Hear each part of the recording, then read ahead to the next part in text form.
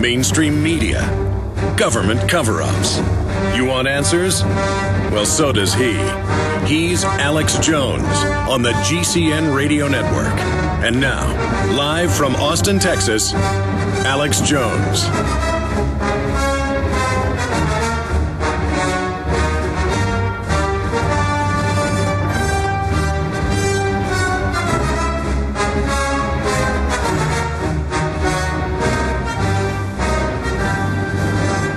Oh boy. This is going to be another incredible transmission today. Guys, will you give me my guest folder, please? Thank you. This is going to be an incredible transmission today. It is the 31st day of January 2012. Still taking time to get used to that. And the first month of 2012 is almost over. We are going to be here for the next 3 hours. And you know that Obama was in contempt of court earlier in the week concerning his birth certificate and evidence of the fact that he is truly a natural-born citizen. And so we've got Dr. Jerome Corsi popping in to discuss that later on in the transmission with us.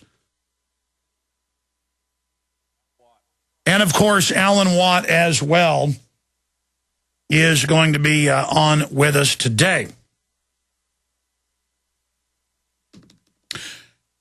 Where should I start? Well, when we come back from the break, obviously I have a lot of election news, economy news, Iran and Syria news, and I will get to all of that.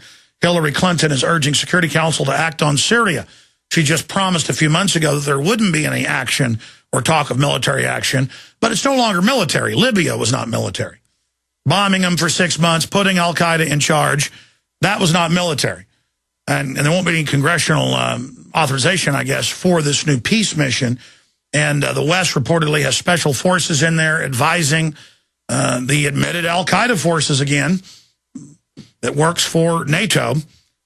And you raise this point with a neocon or somebody, and it just doesn't compute. They're like, but I give my rights up and let the TSA grope my children and wife as a sacrament to fighting al-Qaeda. And then you explain to them, but the government admits they created them and are still using them. And they get all these different al-Qaeda people on the airplanes and protect them. And Muhammad Atta was brought into the U.S., Newsweek magazine, and the underwear bomber was put on the plane by the State Department, and that's all admitted, C-SPAN, congressional hearings. And Anwar al-Awlaki, number 3 in al-Qaeda, dining secretly at the Pentagon, Fox News. And they're just like a robot that can't compute. They're like, cannot compute. And smoke starts coming out of their ears. So we're going to be discussing that as well. Also, this is in the Associated Press, New York Magazine, and the Wall Street Journal. MF Global's missing $1.2 billion, probably just vaporized. So the government knows where it was wired, most of it J.P. Morgan in London. That actually came out. But now everyone's going to act like, and the federal regulators, most of them that work for Corsi and people like him on record, they're just going to say, we don't know where the money went, and it doesn't matter if he got caught perjuring himself to Congress. That's just the way it is. We're breaking that down more. So money from MF Global, feared gone. After 2-3 months of stalling, 2.5 months, saying, you're going to get it, it'll take some time. I told you you're not going to get it. Because the globalists are setting a precedent here now where they just take your money and run. Now, remember last year, Arkansas, under federal pressure and chemical company lobbying, passed a law saying all water systems must be fluoridated. And now in states like Michigan, they're harassing even old homesteaders that have private wells, saying you've got to have it tested by the government every month to drink out of your own well. People just ignore the criminal mafia government. But now New Jersey has passed a law forcing fluoridation. So we're going to be breaking down the arrogant forced medication by these globalists as well. The latest on Monsanto. By the way, I'm going to be speaking in Dallas and Orlando. I haven't really even talked about this yet, and it's coming up in the month of February. I'll tell you about that. And Billionaire Club and bid to curb overpopulation. I want to go back into this report. It's all coming up today. Well, Well, you saw the reports, even in the dinosaur media this week. President Barack Hussein Obama refused to show up to a court, to a subpoena, and was ruled in contempt. But, I mean, he launches wars without congressional approval and continues torture and secret arrest and signs laws saying he's a dictator or has dictatorial power. So, I mean, why not ignore a court ruling? Remember, Bill Clinton had to testify under a court ruling on sexual harassment, not election eligibility. And there's major evidence. The reason it went before the court is there's real evidence. I mean, we know he had someone else's Social Security number from Connecticut. That's confirmed. We know that the federal government ruled that his father wasn't really his father and kicked him out of the country, saying it was a sham marriage. No kidding. If that guy is Obama's dad, I am a Easter Bunny jet pilot from the planet Uranus. It is just ridiculous. No resemblance. No genetic resemblance. It'd be like saying I look like, I don't know, Newt Gingrich. I look nothing like Newt Gingrich. It'd be like they said, Newt Gingrich is Alex Jones's dad. I mean, you say, well, he doesn't look anything like him. Well, it's the same thing with Obama. Looks nothing like him. It'd be like saying, I don't know, the Queen of England's my mother. Oh, actually, that'll start a new conspiracy theory. Actually, Bill Hicks is my mother. You know, there's that conspiracy on the internet that I am really Bill Hicks. Yes. That's a good one. Okay, continuing here with serious news. We are broadcasting worldwide. It is the last day of January 2012. We will enter February. Thank you for joining us on this Tuesday edition. And we have got just off-the-chart news that I'm going to try to contain myself with in a moment and not blow up. But let's just get into some of the main stories here today. From the political pile, we take you to Politico. CBO, Congressional Budget Office, reports another $1 trillion deficit. And now we're hearing about having to up the spending limits in Congress every few months instead of every few years, as the country gets deeper and deeper into debt to the banksters who get us into debt through fiat nothing, since we went under the Federal Reserve System of 1913, and they have us signed on to their own debt as well.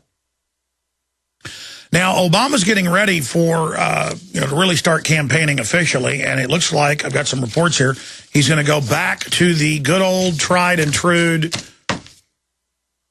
situation where he promises people free houses, free health care, free cars, free gas. Remember, all over the country, women mainly would say, oh, Mr. President, I'm going to get my free house and free car. Thank God you're probably going to get elected, when it looked like he was going to win in the polls. And then even after he got elected for a few months, they would say, thank you for the free house. I know I'm going to get it soon. And he would go along with them. And so he's back on the campaign trail making similar statements. There's a video of that if we have time to get to it. It's up at Infowars.com, but it's from Real Clear Politics. Here's another one. Joe Biden advised against the Osama bin Laden raid. Now, this is where they add kind of fictional background to make things look like it's real. Like, well, actually, the original story isn't true. Bin Laden didn't get in a firefight for 30 minutes with the Navy SEALs, or he didn't have bombs strapped to him, or they just kind of changed the story over and over again. But still, by changing the story, it almost adds credence that it really happened and it's real in people's minds. Well, some of it's not true, but overall they did get bin Laden and they've been changing their story.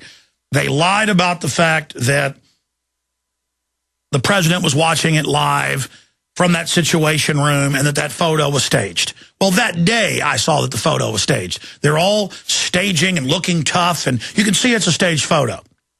Hillary's got her hand up to her mouth, gasping at supposedly the kill shot. And the way he came out and announced it, you could see the PR propaganda rollout. Then the witnesses in Pakistan said they got on the plane, the helicopter, one of the stealth helicopters, with somebody in traditional Pakistani dress, and the helicopter blew up with everybody on board. And then I said, well, if that's true, we're going to get some scuttlebutt. And pretty soon we started getting some scuttlebutt that indeed some of SEAL Team 6 had been killed. But they started spinning it in the community and said, well, they died in some other actions. Then the helicopter, with 23 of them sardined on board, which they never do, on a National Guard helicopter, blows up a few months later. And then I talk to a Navy SEAL currently serving whose best buddy is in SEAL Team 6. And he says, well, most of them don't think like you do, that it could have been the government, but some of them do. But they do know that it was weird how they were put on the helicopter. They were reportedly complaining about it, saying this is unusual. Where are we going? We're never put on these old helicopters. And you always split us up. And why are we being put on with regular Army people? And then inside the SEAL community, they think Al-Qaeda got a bomb on board. Sure. So they know it blew up. And then they changed the story. The SEALs had been going to save people, save Rangers who were pinned down in a firefight on a rescue mission. And then they were sent to kill a nest of Al-Qaeda. And then they were just sent somewhere. And then it turned out none of that was true. And so the SEALs, Lord bless them, know the helicopter was blown up. But they can't imagine that it was blown up by the bankers that run the military. Of course, you know what happened to Pat Tillman. He wrote letters home saying, they're growing the opium, this whole war is a fraud, I'm coming home to be anti-war. And the Pentagon said, we're not going to let our biggest recruiting tool turn against us. We'll have him charge an Al-Qaeda machine gun nest single-handedly. We'll give him some Bronze Stars. Nobody will go against the hero story. It's kind of like Let's Roll. What do? The happy hooligans out of the Dakotas who were assigned to Virginia refused orders. Their own general refused orders, ordered the shoot down during the stand down, and took down Flight 93. What do? Give them a Let's Roll story. Doesn't matter if the state police and everybody else saw the F-16s behind it, heard the explosion, miles and miles of debris field. We'll just show them one engine part where one engine went into the ground and call that the plane crash. We'll give them a hero story. They lap that up. Let's roll. I mean, after all, Optimus Prime, Pentagon propaganda, pro-military movies and cartoons. Autobots, let's roll. Roll out. In a fake John Wayne voice. Autobots, roll out. Transform and roll out. And it's the same thing. Pat Tillman charges the machine gun nest, fighting Al-Qaeda. He was hit twice, but still charged in, taking out an entire nest. He served America proudly.